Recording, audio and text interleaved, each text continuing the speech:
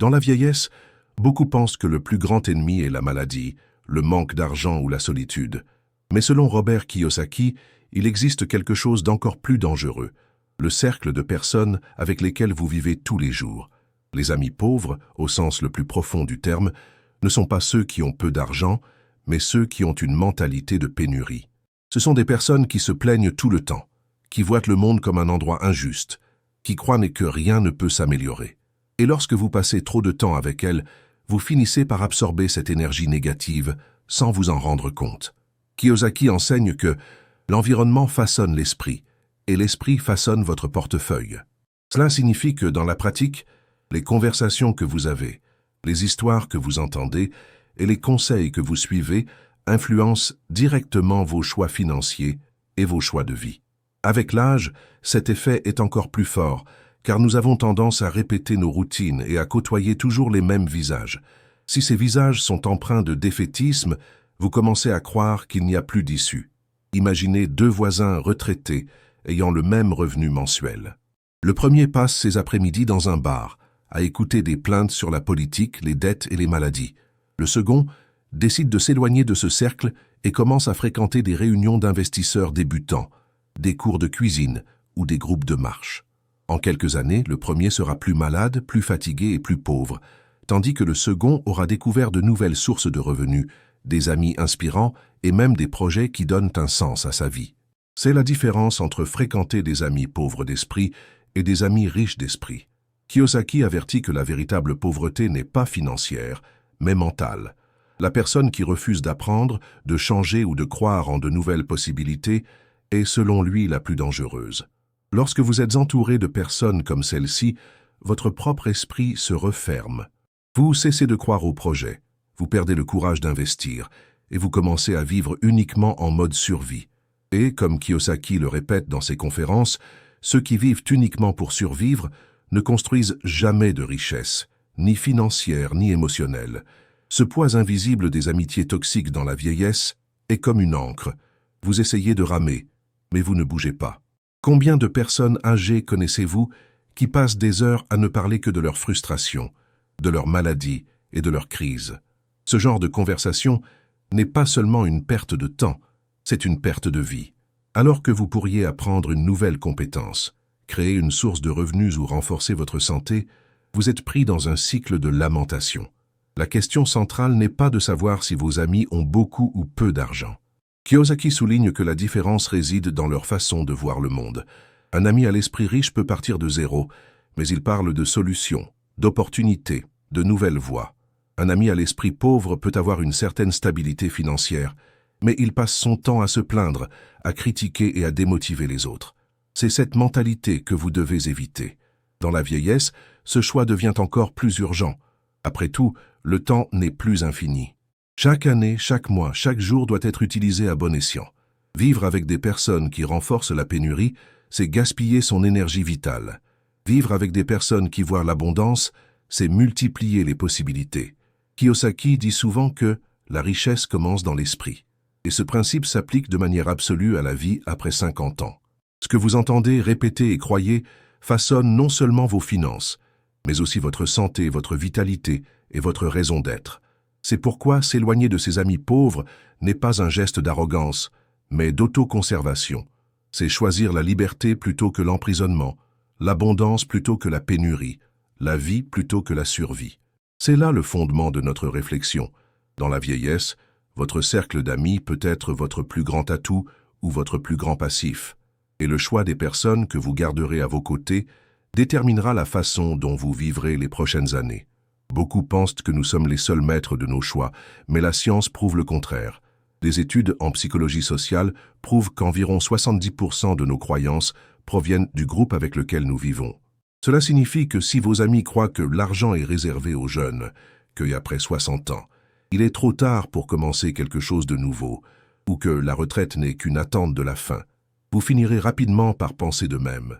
Non pas parce que c'est vrai, mais parce que le fait d'entendre ces phrases à répétition s'enracine dans l'inconscient. Robert Kiyosaki insiste toujours sur un principe fondamental. Montrez-moi vos amis, et je vous montrerai votre avenir financier. Il ne dit pas cela comme une métaphore, mais comme une règle pratique.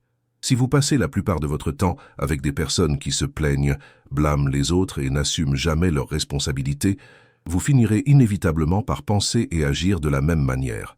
Si en revanche, vous vous entourez de personnes qui parlent d'investissement, de projets, d'apprentissage et de nouvelles possibilités, votre cerveau se mettra à fonctionner à une autre fréquence. Et cet effet est encore plus puissant après 50 ans. À cette étape de la vie, la plupart des gens ont déjà consolidé leur routine et ont tendance à se contenter de ce qu'ils ont. Le problème est que cette satisfaction n'est souvent pas le fruit de choix conscients, mais du flux du groupe. Le cercle social fonctionne comme un courant. Soit il vous tire vers le haut, soit il vous tire vers le bas. Un exemple concret illustre bien cela. Un homme de 65 ans, à la retraite, fréquentait tous les jours le même groupe d'amis au bar du coin. Les conversations étaient toujours les mêmes. Problèmes de santé, mauvaise gestion du gouvernement, injustice de la vie et frustration du passé. Il se rendait compte qu'il sortait de ces rencontres plus fatigué et sans espoir. Un jour lassé de cette routine, il a décidé de changer. Il a discrètement réduit ses visites au bar et a commencé à participer à de petits groupes d'études sur l'immobilier locatif. Là, il a rencontré des gens qui n'étaient pas millionnaires, mais qui étaient prêts à apprendre et à mettre leurs connaissances en pratique.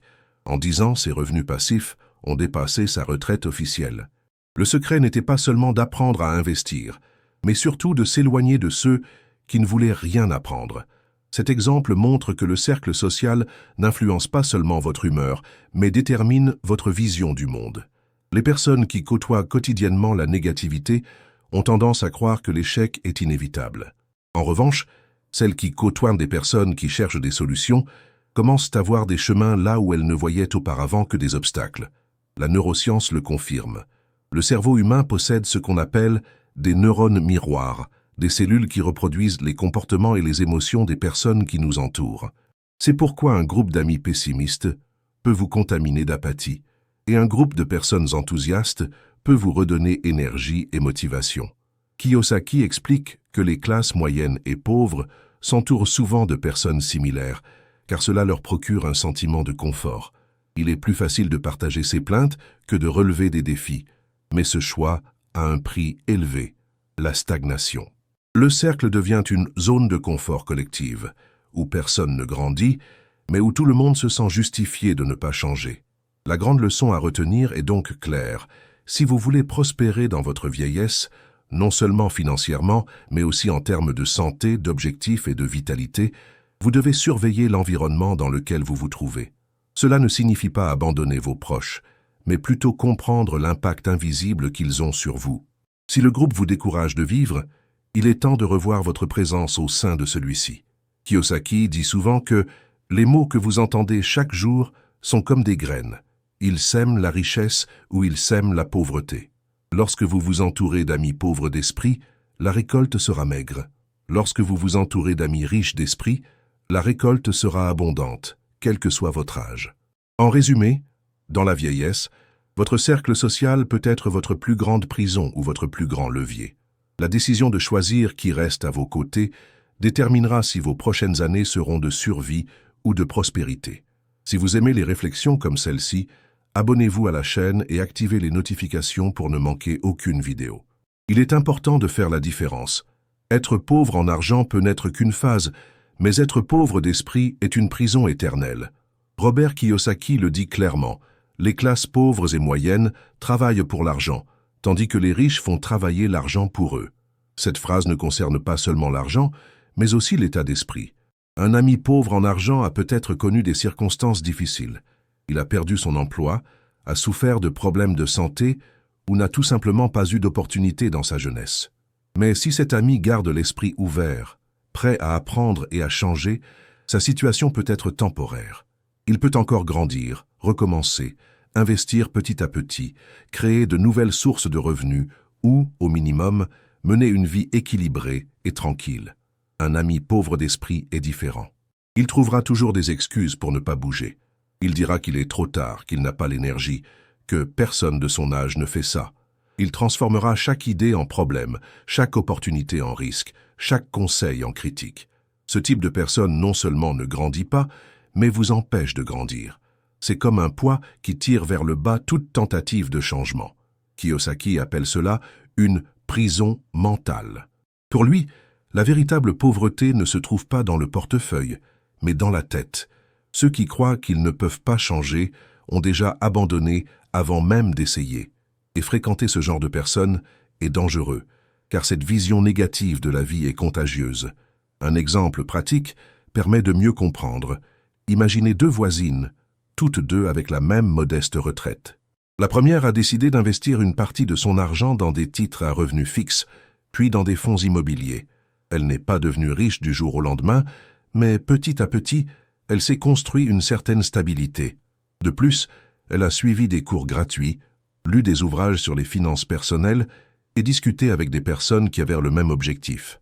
En 10 ans, sa situation financière s'est améliorée et elle a pu profiter de sa retraite en toute sérénité.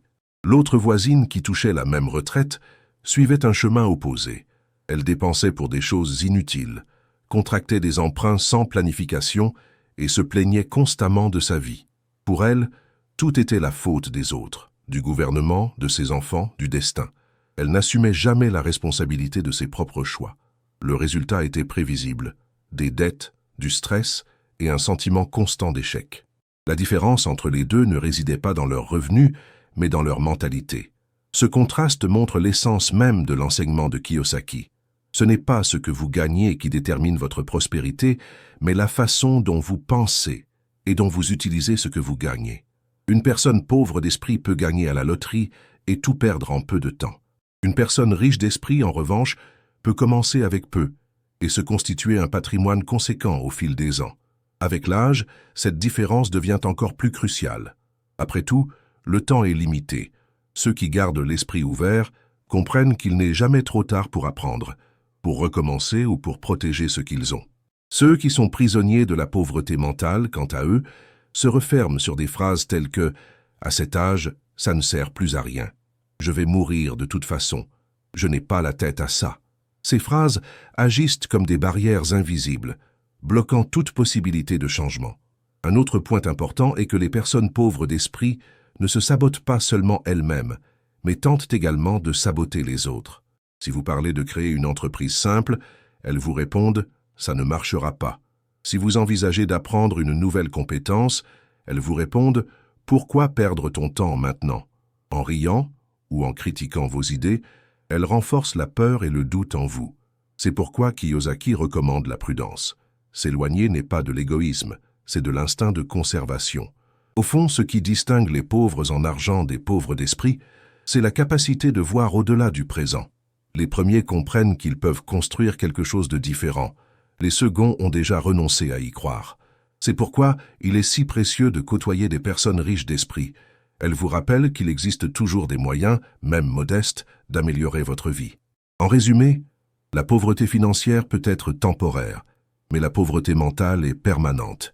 Et dans la vieillesse, la différence entre vivre prisonnier de vos plaintes ou vivre ouvert à de nouvelles opportunités sera déterminée, en grande partie, par ceux que vous choisissez d'écouter. L'argent n'est pas le seul actif. Robert Kiyosaki enseigne que la véritable richesse ne se mesure pas seulement au solde bancaire, mais aussi à la qualité des actifs invisibles, votre énergie, votre santé mentale et votre temps. Et c'est précisément sur ces actifs que les amitiés négatives agissent le plus. Elles drainent silencieusement ce que vous avez de plus précieux. Les personnes qui passent leur temps à se plaindre, à critiquer ou à renforcer leur victimisation, nuisent non seulement à leur propre bien-être, mais contaminent également tout leur entourage. La science le prouve. Les environnements chargés de pessimisme augmentent les niveaux de stress et d'anxiété, ce qui peut déclencher des problèmes physiques tels que l'hypertension, l'insomnie, des douleurs chroniques et un affaiblissement du système immunitaire. En d'autres termes, côtoyer de telles personnes est un risque pour la santé, au même titre qu'une mauvaise alimentation ou le manque d'exercice. Des recherches récentes montrent que les personnes âgées qui cultivent des cercles sociaux positifs réduisent jusqu'à 30% le risque de dépression et de déclin cognitif. Ceux qui restent dans des environnements marqués par des lamentations et des plaintes constantes ont davantage tendance à perdre leur motivation, leur espoir et même leur envie de se lancer dans de nouveaux projets. Il n'est pas exagéré de dire que les amitiés négatives vous volent des années de vie. Imaginez la scène. Vous allez à une réunion avec un groupe de connaissances. Au lieu de conversations inspirantes, tout tourne autour des dettes, des maladies, de la politique et des tragédies.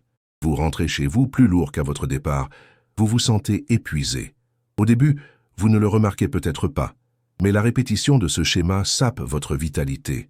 Peu à peu, vous perdez votre enthousiasme pour la vie, et toute idée de changement vous semble inutile. C'est le piège invisible créé par les amitiés à l'esprit pauvre. Un exemple concret permet d'illustrer ce phénomène. Une dame de 70 ans avait l'habitude de se réunir chaque semaine avec des amis pour parler de problèmes familiaux, se plaindre de leurs enfants et raconter leurs maladies. Ces rencontres, qui devaient être un moment de soutien, se transformaient en un festival de lamentation. Un jour, en rentrant chez elle, elle s'est rendue compte qu'elle sortait de ces réunions épuisée et plus découragée qu'avant. C'est alors qu'elle a décidé de changer les choses. Elle a remplacé une partie de ces réunions par des cours d'artisanat, puis par des groupes d'entrepreneuriat local. Le résultat a été impressionnant.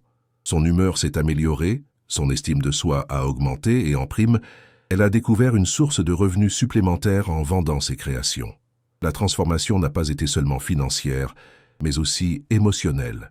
Elle a cessé de gaspiller son énergie en se plaignant et a commencé à investir dans des environnements qui la stimulaient. Cet exemple montre que, dans la vieillesse, le coût réel des amitiés négatives n'est pas seulement psychologique, mais aussi financier et existentiel. Les personnes qui côtoient des cercles défaitistes perdent leur motivation à apprendre, cessent de rechercher de nouvelles sources de revenus et en viennent à croire que leur destin est déjà scellé. C'est comme si le pessimisme était une lentille qui déformait toutes les opportunités, les transformant en risques.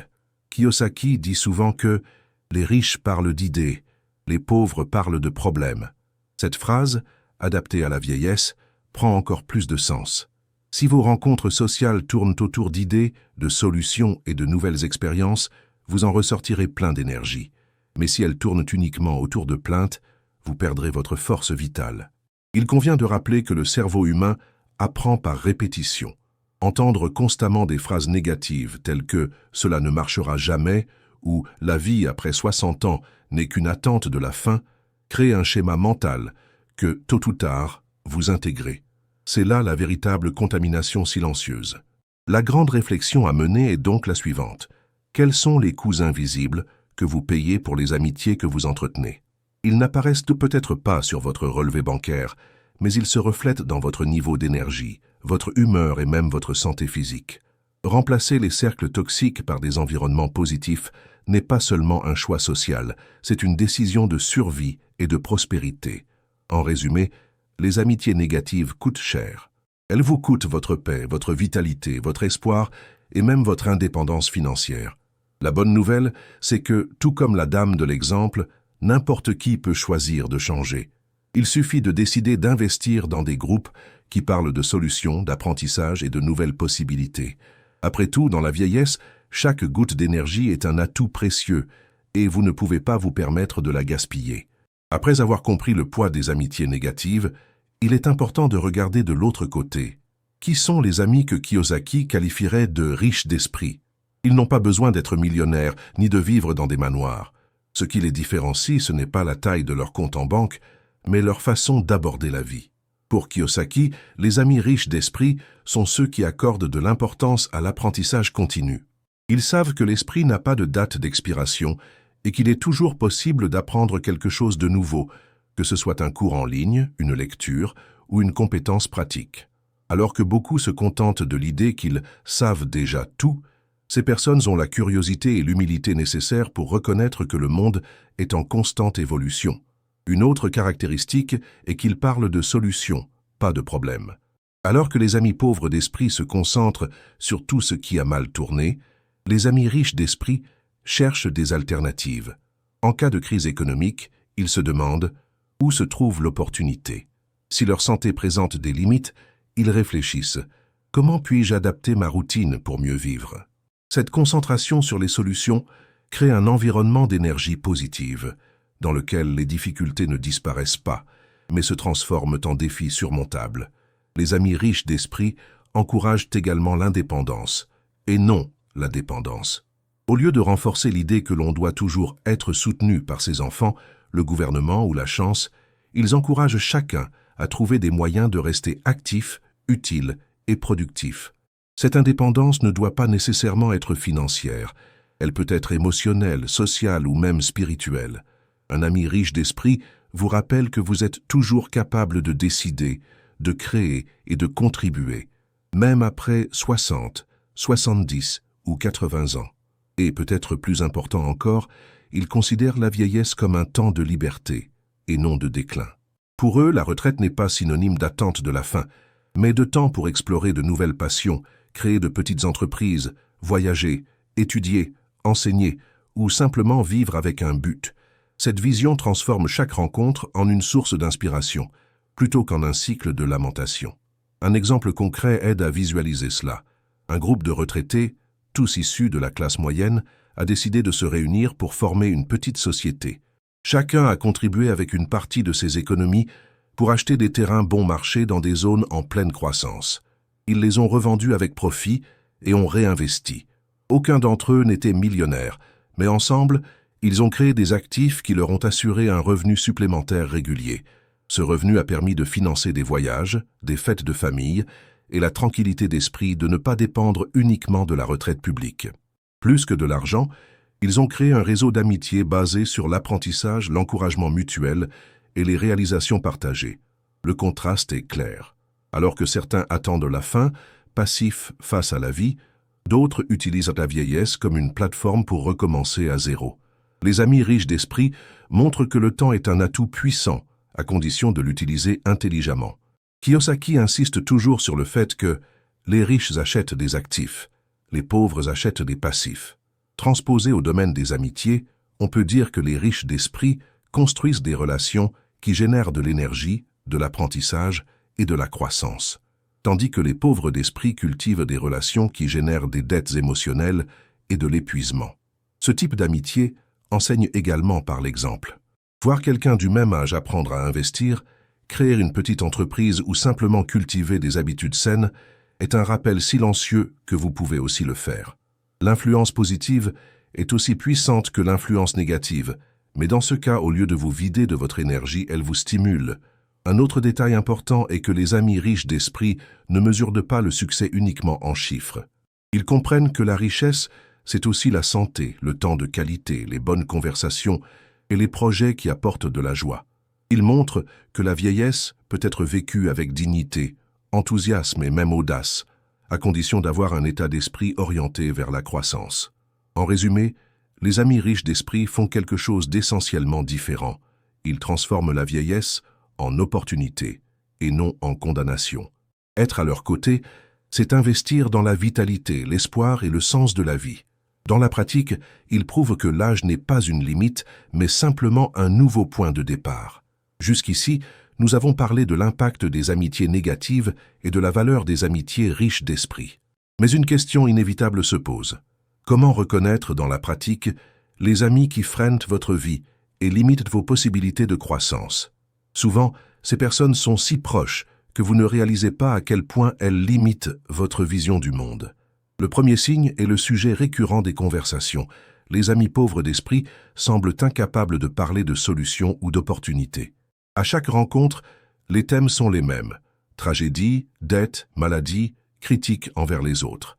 Ils n'apportent rien de nouveau. Ils ne font que renforcer un cycle de lamentation.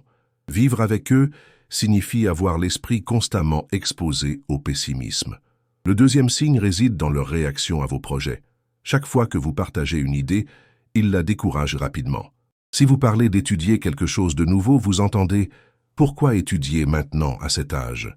Si vous envisagez de créer une entreprise, ils vous disent « C'est risqué, ça va mal se passer ». Ce type de réaction n'est pas seulement un manque de soutien, c'est un obstacle actif à votre développement. Kiyosaki rappelle que les mots que nous entendons façonnent nos actions, et lorsque vos amis répètent constamment que c'est impossible, votre esprit finit par y croire. Un autre signe est l'attitude moqueuse ou critique face à toute tentative de progrès. Les amis pauvres d'esprit rient lorsque vous parlez d'investir, se moquent lorsque vous partagez vos réalisations et font des blagues lorsqu'ils remarquent que vous recherchez quelque chose de différent. Cette attitude, en plus de saper votre confiance, crée un environnement d'hostilité déguisée. C'est comme si le succès des autres était une menace pour eux, et c'est pourquoi ils essaient de réduire toute initiative. Un quatrième signe, plus subtil mais tout aussi dangereux, est lorsqu'ils vous font culpabiliser de rechercher la croissance. Ils disent des phrases telles que « tu as changé, tu n'es plus le même, tu es devenu prétentieux parce que tu veux étudier ou entreprendre ». L'objectif est de vous ramener à leur niveau, car votre changement les dérange. Cela s'explique par le fait qu'en vous voyant essayer d'évoluer, ils sont contraints de faire face à leur propre stagnation. Un exemple frappant aide à illustrer cela. Un homme de 72 ans rêvait d'ouvrir un café simple, sans luxe, juste un endroit confortable pour accueillir des gens. Lorsqu'il a fait part de son idée à ses amis de longue date, tous ont ri. Ils lui ont dit que c'était de la folie, qu'à son âge, il devrait se reposer, que l'entreprise serait déficitaire. S'il avait écouté ses conseils, il aurait abandonné avant même de commencer. Mais il a décidé d'aller de l'avant. Il a ouvert le café avec son fils, a appris à le gérer, et peu de temps après, l'endroit est devenu une référence dans le quartier. Aujourd'hui, en plus d'avoir une source de revenus, il est fier d'avoir créé quelque chose qui rassemble les gens et donne un sens à son quotidien. S'il avait écouté ses amis à l'esprit étroit, il serait chez lui, à se lamenter sur sa vie et à raconter des histoires de regrets. Cet exemple montre que les amitiés peuvent être des filtres de destin. Certaines filtrent vos idées et tuent vos rêves avant même qu'ils ne voient le jour. D'autres vous encouragent, même avec de petits mots de soutien, et vous aident à persévérer. Il est essentiel de savoir identifier le type de cercle dans lequel vous vous trouvez. Kiyosaki souligne que la vie est faite de choix répétés, et l'un des plus importants est de choisir avec qui vous partagez votre énergie et vos projets. Les amis qui freinent votre vie ne sont pas toujours des ennemis déclarés. Souvent, ce sont des personnes proches, même bien intentionnées, mais qui vivent prisonnières de croyances limitantes. Reconnaître ces signes est la première étape pour se libérer de leur influence. Vous n'avez pas besoin de couper les liens de manière agressive, mais vous devez comprendre que si vous continuez à écouter les voix qui vous tirent vers le bas, vous n'aurez jamais la force de vous relever. En résumé, un ami à l'esprit pauvre se révèle dans ses paroles, dans son attitude et dans la façon dont il réagit à votre évolution. Le défi consiste à avoir le courage d'identifier ces signes et de décider s'il vaut la peine de continuer à s'entourer de ce type d'énergie.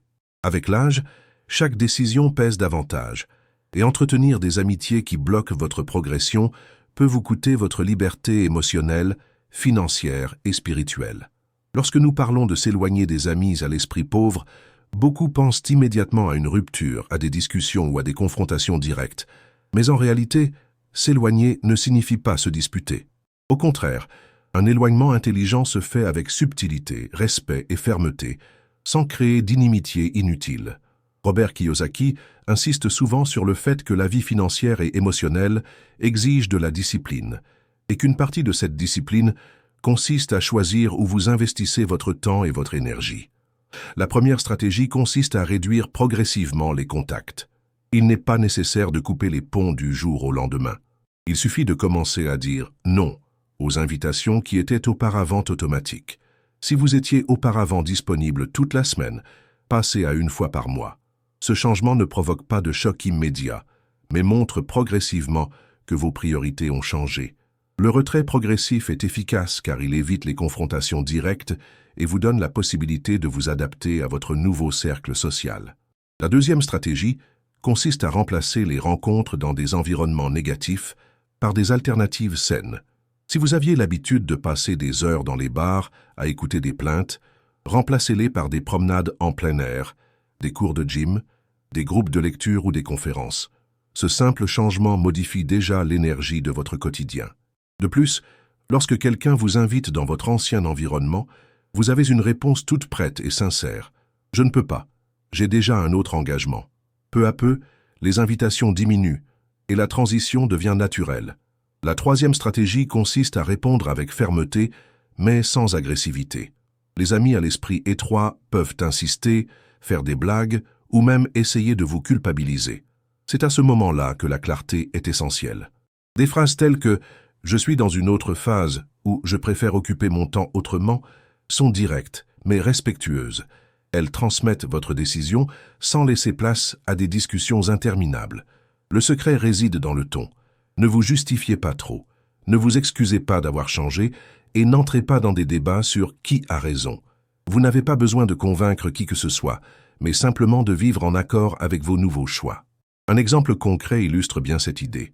Une dame qui participait depuis des années à un groupe de voisines s'est rendue compte que ces réunions lui prenaient toute son énergie. Les conversations tournaient toujours autour de problèmes familiaux et de maladies. Au lieu de se disputer ou de critiquer, elle a adopté une phrase simple. Chaque fois qu'on l'invitait, elle répondait « J'ai un autre engagement ». Elle n'a jamais donné d'explication, n'a jamais confronté personne. Elle a simplement maintenu sa position. Avec le temps, le groupe a compris qu'elle était moins disponible et naturellement, les invitations ont diminué. Pendant ce temps, elle a utilisé ce temps pour participer à des ateliers d'artisanat et d'entrepreneuriat, où elle a rencontré des personnes plus positives. Aujourd'hui, elle regarde en arrière avec gratitude d'avoir choisi la subtilité plutôt que la confrontation. Ce type d'attitude préserve la paix et ouvre la voie à de nouvelles connexions. En ne vous créant pas d'ennemis, vous conservez votre dignité et évitez les ressentiments inutiles. Après tout, ces personnes ne sont souvent pas mauvaises, elles sont simplement prisonnières de mentalités limitantes que vous ne pouvez plus supporter. Kiyosaki rappelle toujours que la vie est faite de choix répétés. Si vous choisissez de passer votre temps avec ceux qui vous encouragent à vous épanouir, vous récoltez l'abondance. Si vous insistez pour passer du temps avec ceux qui ne font que se plaindre, vous récolterez la pénurie. Le détachement intelligent, c'est justement cela. Rediriger votre énergie là où elle porte ses fruits, sans la gaspiller dans des confrontations improductives. En résumé, se détacher sans créer d'inimitié implique 3 étapes claires. Réduire progressivement les contacts, remplacer les habitudes par des environnements positifs et répondre avec fermeté, mais sans hostilité. Cette combinaison vous garantit de vous libérer de l'influence négative sans porter le poids supplémentaire des conflits.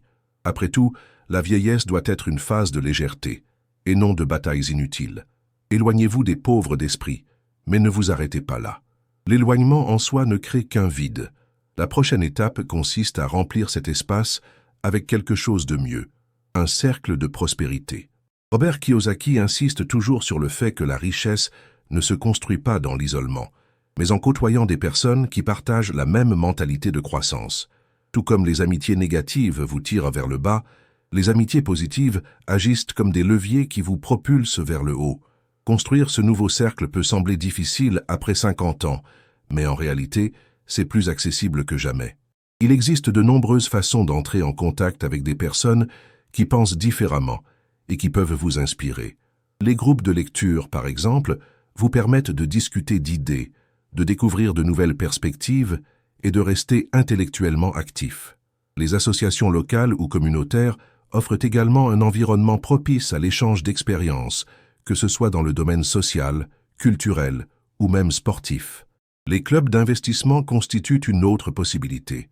Il n'est pas nécessaire d'être millionnaire pour y participer.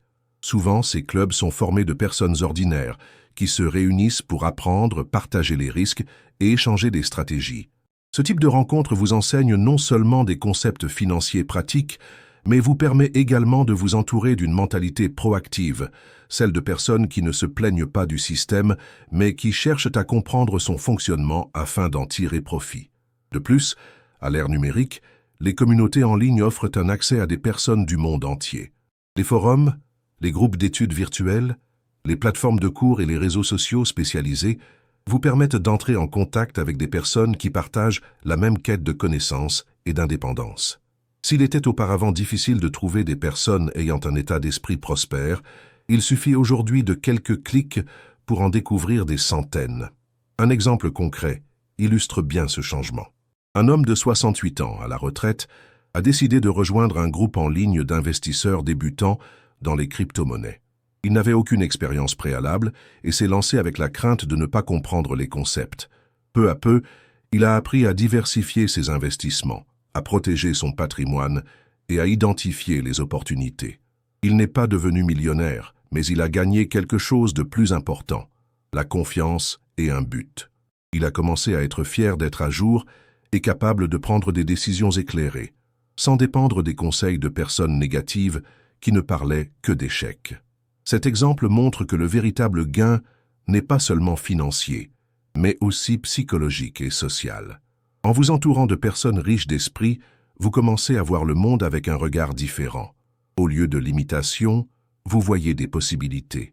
Au lieu de problèmes, vous identifiez des solutions. C'est l'essence même du cercle de prospérité. Nourrir votre esprit d'idées qui vous font grandir et non vous rétrécir. Kiyosaki rappelle constamment que vous avez besoin de personnes qui stimulent votre esprit et non qui renforcent vos faiblesses. Les amis riches d'esprit ne vous flatteront pas et ne confirmeront pas vos excuses. Au contraire, ils vous questionneront, vous stimuleront et vous mettront même mal à l'aise, car ils savent que la croissance naît du défi. C'est ce type de cercle qui maintient votre vitalité à un âge avancé. Lorsque vous recherchez de nouvelles relations, il est essentiel de se rappeler que la prospérité ne se résume pas à l'argent. La prospérité, c'est aussi la santé, la joie, le fait de partager des moments de qualité avec des personnes qui vous élèvent l'esprit. Construire un cercle de prospérité signifie avoir quelqu'un avec qui célébrer vos victoires, apprendre ensemble et relever des défis sans vous sentir seul. En résumé, s'éloigner des personnes à l'esprit pauvre n'est que la moitié du chemin. L'autre moitié est intentionnelle. Rechercher, cultiver et valoriser les personnes qui représentent le type d'avenir que vous souhaitez vivre. Car, en fin de compte, la vieillesse n'est pas une phase de déclin, mais peut-être la plus grande opportunité de se réinventer, à condition d'être entouré des bonnes personnes. Pour conclure, il est important de se rappeler que s'éloigner des amis pauvres n'est pas de la cruauté, c'est de la survie. Cette décision n'a rien à voir avec l'arrogance ou la supériorité, mais avec l'instinct de conservation. Les amis pauvres d'esprit ne volent pas seulement de l'argent. Ils drainent votre vitalité, votre espoir et votre énergie. Chaque rencontre marquée par des plaintes, des critiques et du défaitisme consume ce que vous avez de plus précieux à ce stade de votre vie, votre temps. Et le temps perdu ne revient jamais. Tout au long de ce parcours, nous avons vu comment le cercle social façonne la vie d'une personne. La science le démontre, et Kiyosaki le confirme dans sa philosophie, nos choix sont fortement influencés par les personnes qui nous entourent.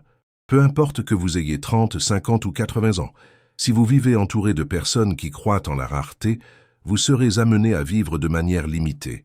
En revanche, si vous côtoyez des personnes qui croient en l'abondance, vous serez encouragé à rechercher la croissance, un but et de nouvelles possibilités. Pour résumer les points essentiels, tout d'abord, nous comprenons que l'influence invisible du cercle social peut déterminer si vous prospérez ou stagnez. Ensuite, nous avons vu la différence entre être pauvre en argent et pauvre d'esprit, en réalisant que le premier peut changer, mais que le second reste prisonnier.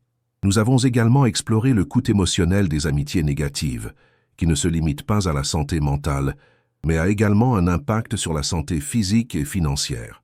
Nous avons identifié des signes évidents d'amitié qui freinent votre vie, et nous avons discuté de stratégies pour vous en éloigner sans créer d'inimitié, ouvrant la voie à un nouveau cercle de prospérité.